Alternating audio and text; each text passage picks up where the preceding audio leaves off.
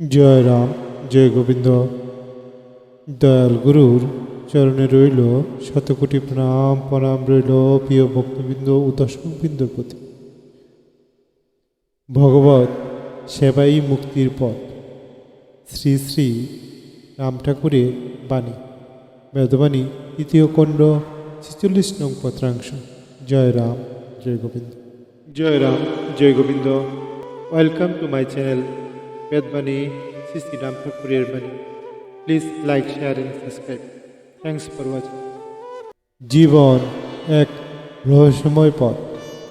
সুখ, দুঃখ, আয়, ব্যয় সবই যেন এক অলিখিত নিয়মে বাঁধা। শ্রী শ্রী রাম ঠাকুর গুরুদেব বলেছিলেন, ভগবান সর্বত্র সমপ্রকৃতিতে আশ্রয় নিয়া বিলাস করিয়া থাকেন। আজ আমরা শুনব বেদবাণী তৃতীয় খণ্ডের ৪৬ নং পত্রাংশ থেকে, যেখানে নিহিত আছে জীবনের দুঃখ থেকে মুক্তির পরম সত্য। জয় রাম, জয় গোবিন্দ। ভগবান সর্বত্র সমপ্রকৃতির আশ্রয় নিয়া বিলাস করিয়া থাকেন।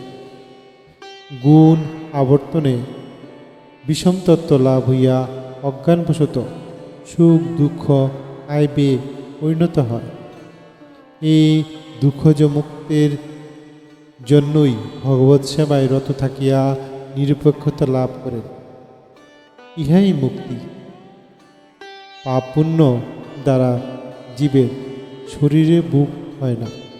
প্রাক্তন লব্ধ জন্ম হইতেই বেদী সকল আক্রমণ করে। সমস্তই গ্রহবৈগুণ্য মাত্র। কালচক্রের গতি অনবরত পরিক্রমণ করিয়া থাকে। যখন যে সত্তার উপভোগ অধিষ্ঠান থাকে, তাহাই ভোগে লিপ্ত হয়। জয় রাম, জয় গোবিন্দ। বর্ণিত পত্রাংশটি এইভাবে ব্যাখ্যা করা যাইতে পারে যে, এই পত্রাংশে শ্রী শ্রী ঠাকুর আমাদের বোঝাতে চেয়েছেন, ঈশ্বর সর্বত্র বিরাজমান এক সমদর্শী চেতনা শক্তি।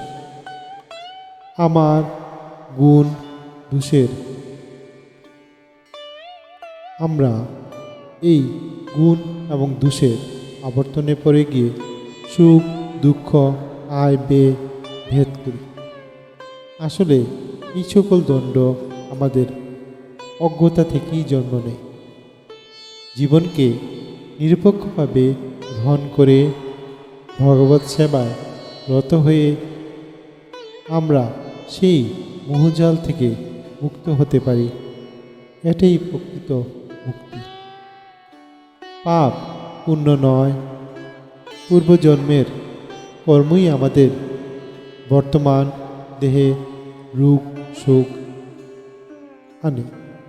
এই সমস্তই সময়ের গতি ও গ্রহ নক্ষত্রের প্রভাব মাত্র। যেই জড় উপাদানে আত্মা উপভোগ বাসনা রাখে, তাই তার ভোগের কারণ হয়ে ওঠে। জয় রাম, জয় গোবিন্দ। এই পত্রাংশ আমাদের শেখায়, মুক্তি বাহ্যিক নয়, অন্তরের নিরপেক্ষতা নিহিত। শুধু ভগবৎ সেবাই পারে আমাদের পরম সত্যের দিকে নিয়ে যেতে।